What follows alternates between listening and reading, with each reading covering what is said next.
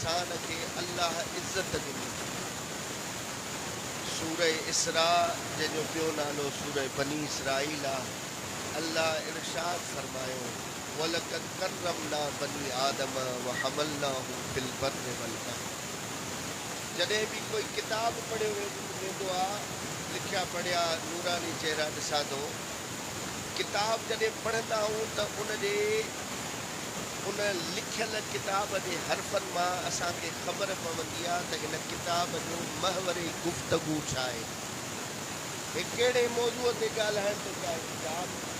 हे किताब अदब जे बारे में आहे, जुग्राफिया जे बारे में आहे, सियासत जे बारे में आहे, कहिड़ी शइ जे बारे में आहे। हिन जो उहो सेंट्रल पॉइंट कहिड़ो आहे। क़ुरान जी तिलावत जो कंदा आहियूं त क़ुरान बि किताब जी सूरत में असां वटि आयो। इन क़ुरान जो सेंट्रल पॉइंट छा आहे, मौज़ूए गुफ़्तगू छा आहे, महवरे गुफ़्तगू छा आहे। क़ुरान जा महवरे गुफ़्तगू ॿ अथव, हिकु रब जी तौहीद, ॿियो इंसान जी इज़त। तवजो कयो, हिकु रब जी तौहीद, इंसान जी इज़त। इंसान जी इज़त अल्लाह हिन क़ुरान में महवरे गुफ़्तगू करार ॾिनी। किथे करामत इंसानी, किथे इख़्तियार ऐं इरादो। इंसान जो इख़्तियार, इंसान जो इरादो वॾो अहम अथव। कॾहिं कॾहिं असांजा मौलाई हज़रात बि ॿियनि फ़िरक़नि खां मुतासिर थी करे जबरिया अक़ाइद रखंदा। तवजो मुंहिंजी तरफ़ ॾे। हुसैन इब्न अली जे क़त्ल खां बाद हिकिड़ो अक़ीदो फैलियो जंहिंखे जबर जो अक़ीदो सॾियो वेंदो आहे त जेको कुझु कंदो आहे अल्लाह कंदो आहे, इंसान बेवस आहे। ऐं इहा ई ॻाल्हि असांजे ज़बान ते बि ईंदी आहे।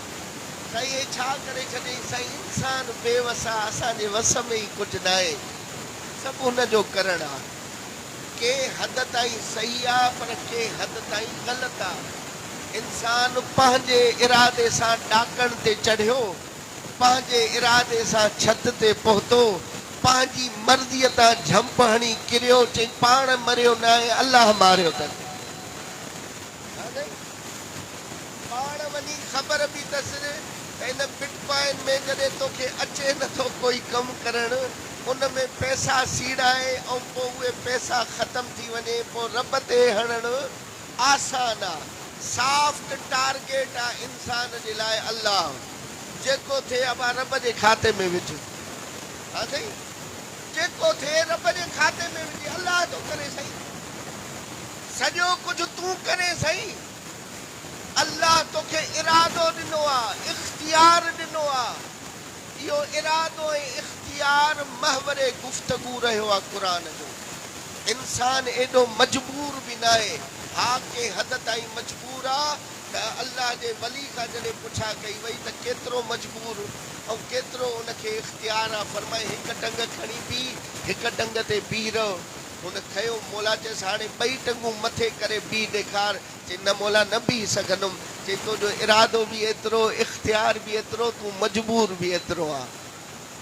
अधु तूं मजबूर आहे, अधु तोखे इरादो ॾिनो वियो आहे। इंसान जी विल, इंसान जो पावर, इंसान जी सोच, इंसान जो इरादो वॾो अहम हूंदो आहे। इबादतुनि जे हिसाब सां हिकिड़ो सवाल करे जवाबु ॾेई वञाव। साईं हिकिड़ो सवाल ते इंसान जी नॉर्मल ज़िंदगी केतिरी आहे, थोरो ॻाल्हाइजो मूंसां। 60 साल, 70 साल, 80 साल। हाणे इंसान जा 2 क़िस्म, इहे 70-80 साल या गुनाह में गुज़ारींदो या 70-80 साल इबादत में गुज़ारींदो। हाणे जॾहिं आख़िरत में पहुचे थो त जेको गुनाह में गुज़ारे उहो हमेशह जहन्नम में, जेको इबादत में गुज़ारे हमेशह जन्नत में। ए मालिक इंसाफ़ त तॾहिं थिए हा 70 साल जे गुनाह कयईं त 70 साल जहन्नम में वञे।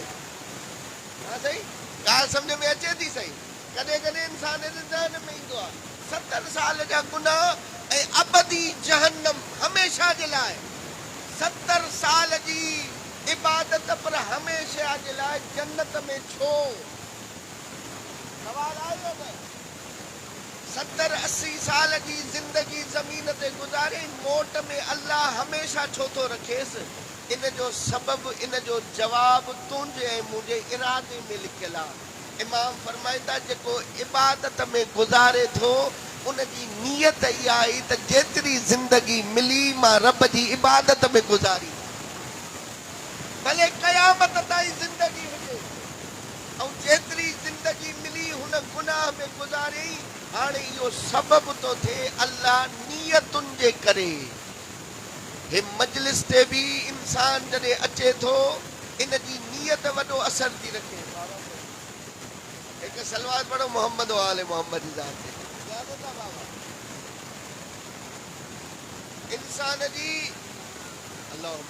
इंसान जी नियत वॾो असर थी रखेव। इंसान जी नियत उन जे अमल में नूर खे थी आणे। जॾहिं मजलिस ते निकिरो त ख़बर हुजेव त मां नियत कहिड़ी सां थो वञा, मां ज़िक्र ॿुधण थो वञा या ज़ाकिर ॿुधण थो वञा। साईं हक़ीक़त वॾो फ़र्क़ु अथव साईं, ज़िक्र ॿुधण थो वञा या ज़ाकिर ॿुधण थो वञा। साईं कॾहिं कॾहिं मां ॾिठा इहे शयूं, जॾहिं असां बि ॿुधंदा हुआसीं त कॾहिं मौलवी साहिबु अची वेंदो, चवंदा हल सूटो हणी अचो, वरी मुला आयो अथई। इहो मौलवी साहिबु पंहिंजे पीउ जो त ज़िक्र नथो करे नी, इहो बि मौला जो ज़िक्र थो करे। ज़िक्र सां मुहबत हुजे, नियत इहा हुजे, हा जेतिरो भलो ज़िक्र कंदो ओतिरी दिलि भली ख़ुशि थी। हाणे इंसान महवरे गुफ़्तगू आहे अल्लाह जो। अल्लाह क़ुरान में फरमायो, वलक़द करमना बनी आदम, मां बनी आदम खे इज़्ज़त ॾिनी आहे। इन में न रंग जो आहे, न नस्ल जो आहे, न सियादत जो आहे, न गैर सियादत जो आहे, न बलोचन, न बरोचन, न ईरानियन, न पाकिस्तानी। अल्लाह तो फरमाए हर बनी आदम खे, आदम जाए खे अल्लाह इज़्ज़त ॾिनी आहे। वहमलनाहुम फिल बर्रि वल बहर, असां ख़ुश्की ऐं तरीअ जी इन खे हुकूमत अता कई आहे। हे सम्झंदो आहे मां घोड़े ते गाॾीअ ते चढ़ी पाण थो हलायां, इहा ताक़त तोखे रब अता कई आहे। वरज़क़नाहुम मिन तय्यिबात, असां तय्यिबात जो रिज़्क़ इन खे ॾिनो, पाक शयुनि जो रिज़्क़ ॾिनो। अल्लाह तोखे आसानी करण लाइ, नेमतुनि जो इस्तेमालु करण लाइ अखियूं ॾिनियूं त जेको खाए थो पियो ॾिस, सड़ियल आहे या सही आहे, बूदार आहे या बू न अथसि, नक ॾिनई सुंघी करे खा।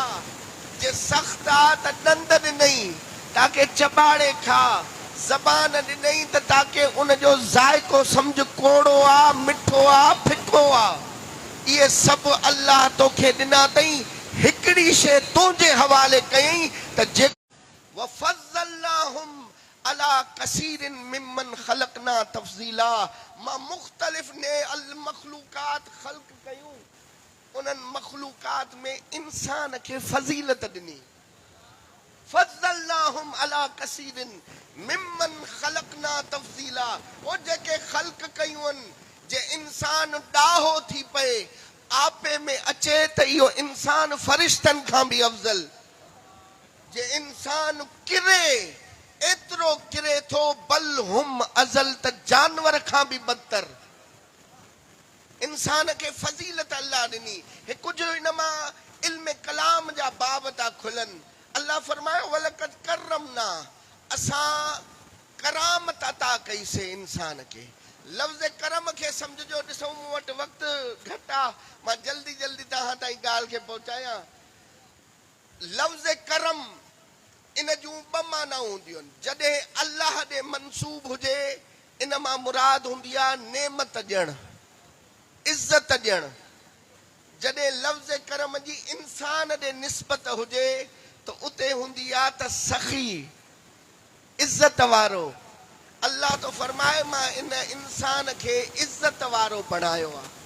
हाणे असां वटि लफ़्ज़ घटि आहिनि जो लफ़्ज़ करमना जी असां तफ़सीर करे सघूं। असां लफ़्ज़ इस्तेमालु कंदा आहियूं सखी। क़ुरान जो मां नंढड़ो तालिब इल्म आहे, वलकद करमना इंसान जी तकरीम ऐं इज़त ते अल्लाह जेके लफ़्ज़नि जी चूंड कई नी उहे वरी क़ुरान में कयई न। लफ़्ज़ करमना पहिरियों मर्तबो ऐं आख़िरी मर्तबो इन ई आयत में इस्तेमालु थियो।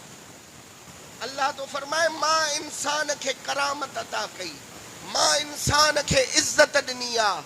असां वटि लफ़्ज़ न आहिनि जो असां चवंदा आहियूं त लफ़्ज़ करीम रजुलुन करीम फुलाणो ॾाढो करीम आहे, चवंदा आहियूं यानी सखी आहे। दर हालांकि इन्हनि ॿिन्ही लफ़्ज़नि में फ़र्क़ु अथव। करीम कुझु ॿियो आहे, सखी कुझु ॿियो हूंदो आहे। उलमाए अदब फरमाइनि था 4 फ़र्क़ आहिनि सखी ऐं करीम जे दरमियान। तवजो सां ॿुधजो। पहिरियों फ़र्क़ु इहो आहे, सखी उनखे चइबो आहे जेका घुरोस त ॾे, करीम उनखे चइबो आहे जेको अण घुरियो अता करे।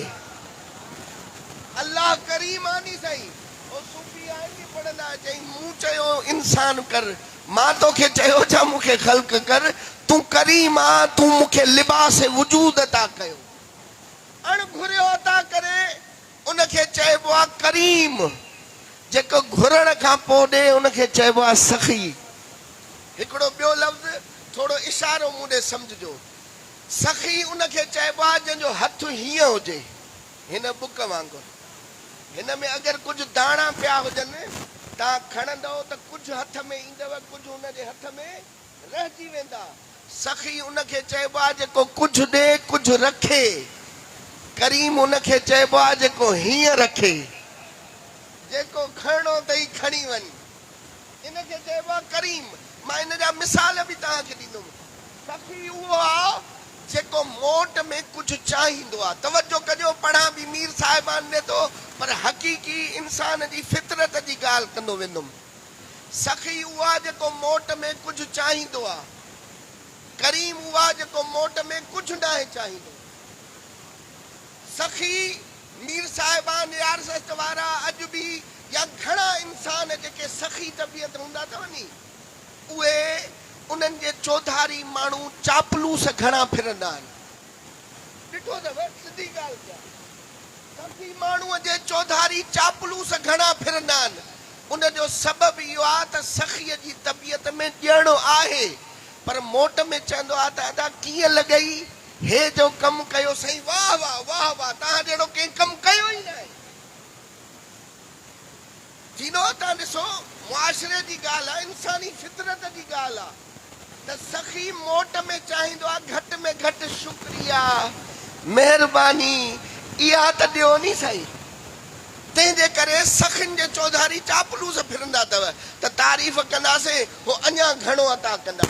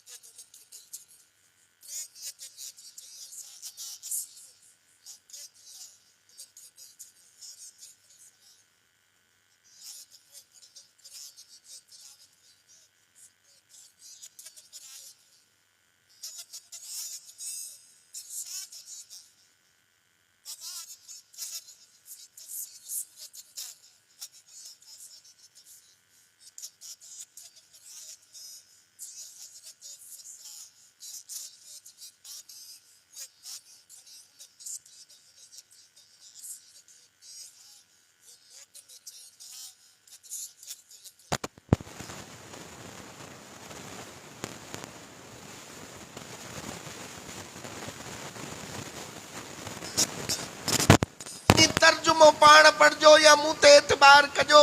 हज़रत फिज़ा जे कलाम खे अल्लाह नक़ल कयो आहे त जीअं ई बानी या मानियूं ॾियनि हा हो चवनि महिरबानी।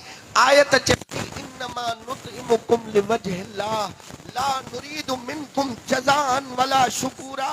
ओ तव्हांजे थोराए ते हुजण जी ज़रूरत न आहे, असां तव्हांखे मानी वजहुल्लाह जे करे खाराई आहे।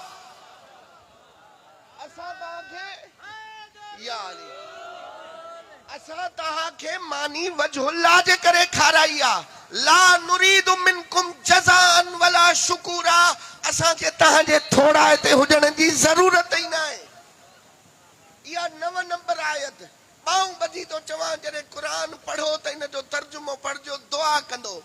9 नंबर आयत खां वठी 21 नंबर आयत ताईं सूरह दहर में अल्लाह जन्नत जूं नेमतूं ॻणाईंदो जॾहिं 22 नंबर आयत में आयो इहे सभु नेमतूं तव्हां जूं आहिनि ऐं अल्लाह फरमायो इन हादा कान लकुम जज़ा वकान सायुकुम मशकूरा। हे जेके नेमतूं ॻणायूं आहिनि इहे सभु जूं सभु तव्हांजे लाइ जज़ा आहिनि। ए करीमनि जी बानी, मुंहिंजे मोकिलियल फ़रिश्तनि जो थोराए तो हुजण जो जुमिलो अगरि तोखे पसंदि न आयो, कान सायुकुम मशकूरा, अल्लाह तव्हांजो थोराए तो आहे।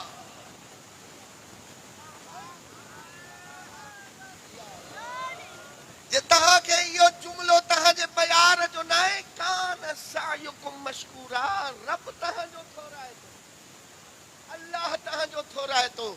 करीमनि जे दर ते जॾहिं अचनि था पिया, अल्लाह उन्हनि करीमनि जे बदिले में एॾो उन्हनि खे बि करीम थो बणाए। मां अर्ज़ु कयो करीम उहा अण घुरियो अता करे जॾहिं ॾेई छॾे। हिन अल्लाह जे करीम बाननि जे करम खे सम्झणो अथई त घर में वेही करे हूंदे हूंदे जे लफ़्ज़ ते हिकिड़ो जुमिलो अची वियो, अजीब रवायत आहे। इमाम सादिक अलैहिस्सलातु वस्सलाम हिकु सलवात पढ़ो मोहम्मद वारो। इमाम वटि हिकु सहाबी आयो, मौला खे चवण लॻो, ए मौला मर्दानगी छा आहे? मौला चयसि तव्हां वटि मर्दानगी छा खे चइबी आहे? मर्द माण्हू। चई मौला मर्द माण्हू उहो आहे जे अल्लाह ॾेसि त शुक्र करे, जे अल्लाह न ॾेसि त सब्र करे। जे अल्लाह ॾेसि त शुक्र करे, जे अल्लाह न ॾेसि त सब्र करे। मौला जुमिलो अजीब चयो। इमाम जे लफ़्ज़ मुबारक, दहने मुबारक मां निकितल लफ़्ज़ केॾा लतीफ़ आहिनि। मौला चयो तव्हां वटि मर्दानगी इन खे चइबो आहे जे रब ॾे त शुक्र करे, जे न ॾे त सब्र करे। चई हा मौला। मौला फरमायो इहो त मदीने जा कुता बि कंदा आहिनि।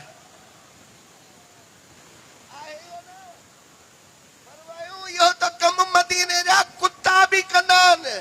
मिलंदो आहे त लोॾे पुछ महिरबानी, जे न मिलंदो आहे चुप सब्र कंदा आहिनि। ॻाल्हि सम्झ में आयसि। हा मौला। पोइ मौला मर्दानगी छा खे चइबो आहे? मौला फरमायो अगरि अल्लाह ॾे त विराए, जे न ॾे त शुक्र कर। या अली ईअं न हथ बुलंद करे हैदरी। जे अल्लाह ॾेई त विराए, जे न ॾेई त शुक्र कर। मर्दानगी इन खे चइबो आहे। हाणे अहल बैत अलैहिस्सलाम करीम केतिरा आहिनि। घर में वेही करे विराइण सखावत करणु आसान आहे साईं, हूंदे सखावत करणु आसान आहे, पर मैदान जंग में सखावत करणु ॾाढी ॾुखी आहे। कान अलीन युहारिबु मिन रजुलन मिनल मुशरिकीन। अली मौला मैदान जंग में आहे, जंग हले थी पई। अली जे साम्हूं हिकिड़ो मुशरिक ॼट अची पहुतो। छा चवंदा आहिनि? ॼट फट ॼट खे मञाइण मुश्किल आहे ॾाढो। अरब जो ॼट बीठो कुहाड़ी ऐं तलवार खणी त हाणे आ थींदी। जॾहिं विढ़े थो पए त जॾहिं उनजी तलवार टुटी पई, ज़हन में आयसि त अॻियां विढ़ण वारो अली आहे। भला इम्तिहान कयां। चवण लॻो या अली हबनी सैफ़क, ए अली मुंहिंजी तलवार, मुंहिंजो औज़ार, मुंहिंजो असलो टुटी पियो आहे। इहो पंहिंजो असलो तलवार मूंखे ॾींदे? हा साईं। तव्हां मां जेके बि गोपांग वेठा हुजनि, मीर साहिबान वेठा हुजनि साईं अल्लाह झेड़े खां पनाह ॾे ईअं वठा में साईं औज़ार हिकिड़ो ई हुजे अॻियो चए साईं इहो बाठो ॾे त तोखे वहाया ॾींदो हा साईं न ॾींदो कोई बि जीअं ई चई त या अली हबनी सैफक ए अली पंहिंजी तलवार मूंखे ॾे अलीअ उछलाए ॾिनसि खण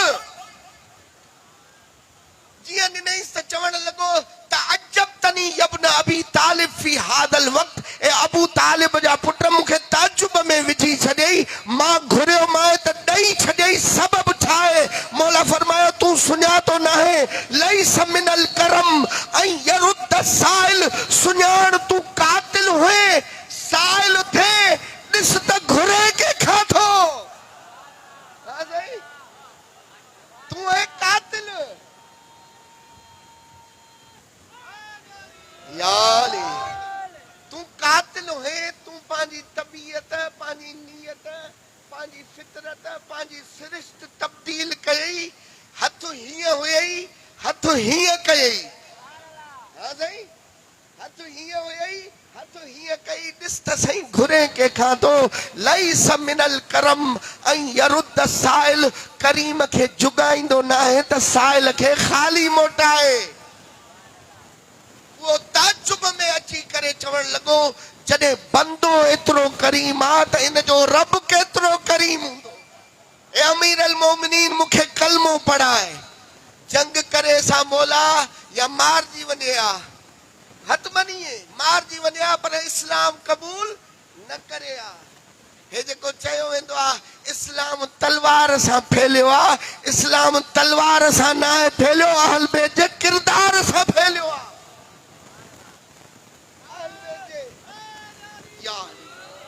अहल बैत जे किरदार इस्लाम खे फैलायो आहे अहल बैत जो किरदार आहे एतिरा करीम जे हिननि जे दर ते जेको अचे उनखे बि करीम बणाए छॾनि चाहे हज़रत सलमान हुजे चाहे हज़रत फिज़ा हुजे मूंखे के हुकुम कयो साईं वो पोइ दफ़े तव्हां हिकिड़ी शइ पढ़ी हज़रत फिज़ा लाइ उहा ज़रूर बयान कजो ज़रूर अहल बैत करीम केॾान जे हिननि जे दर ते अचे चोन भले सियाह शिकल जो कंबराणी हुजे अहल बैत उन जे खून में एडी खुशबू था पैदा करे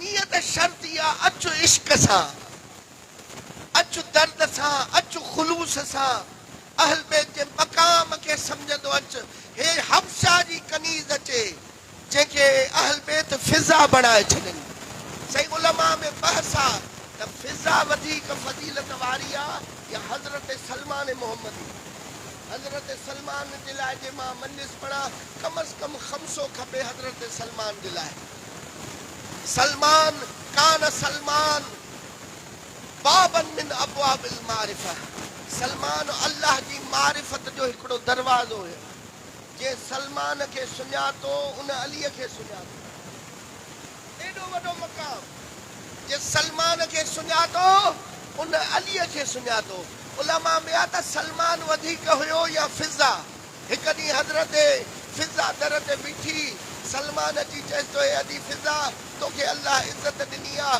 मां बि वॾो मक़ाम वारो आहियां तूं मूंखां वधीक आहे या मां तोखां वधीक हिनखे चइबो आहे मुफ़ाख़िरो हज़रत सलमान ऐं हिननि जे मुफ़ाख़िरे जे हिकु हिसे खे नज़्म बि कयो वियो आहे हज़रत सलमान चएसि थो हे फिज़ा मां तोखां फज़ीलतुनि में घणो आहे मेरे बख्ता नाल न रीस करन कुल जन्नत दे रिज़वाने मैं नौकर हूं दर पाक दा फिज़ा जिथे लथा है पाक कुराने हैरान हा में नादाना वांगू तू पुछती है मेरा शाने फरमान बतूल दे बाबे दा साडी आल विचू सलमाने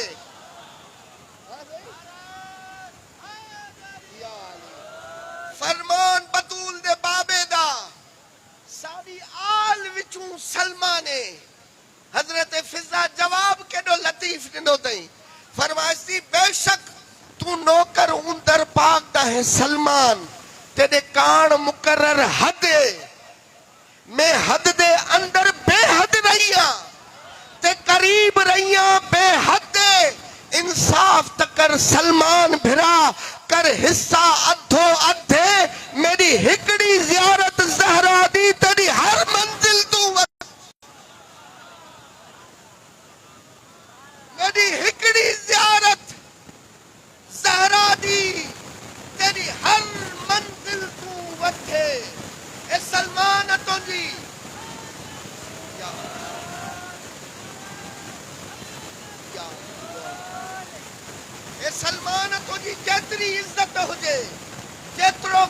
हुजे तुझी अख में एतरी ताकत ना है त तू हजरत ज़हरा ने दिसी सके तुझे नसीब में 13 मासूमीन की ज़ियारत आ मैं हद दे अंदर बेहद रही ओ त मां त पंहिंजे हथनि सां ज़हरा खे खाराईंदी आ मां त पंहिंजे हथनि सां सैयदा के खाराईंदी आ ए सलमान तुझो पंहिंजो मकाम हूंदो पर तुझी दीद ज़हरा ते नथी पइजी सके मां हिकिड़ो जुमिलो चवां फज़ाइल जो बि आ मसाइब जो बि आ हे त हज़रत सलमान हुयो के नबी के वली जी जुर्रत नाहे जो सैयदा जी तरफ ॾिसी सके जॾहिं के सुठे अदब वारे चयो जॾहिं मुंहिंजी साईं जो नालो अचे अखियूं ॻोठे सलवार पढ़ंदा क्यों ये अदब आहे साईं के नबीअ में जुर्रत न आहे साईं के वलीअ में जुर्रत न आहे सैयदा जी तरफ ॾिसी सघे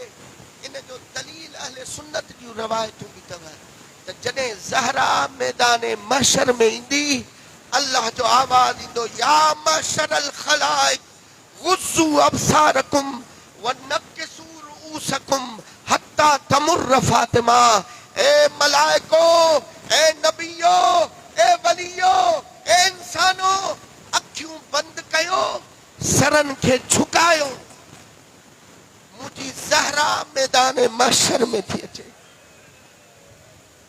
मुझी ज़हरा मैदान महशर में थी अचे और इनके जल्दी गुजरणो आ वो जेकी रब जे दरबार में कुछ लहजा भी आ खुदा तो जाने बाबे जे असहाबन जे सामो केडो भी थी रही और यो सैयदा जो खुतबो जे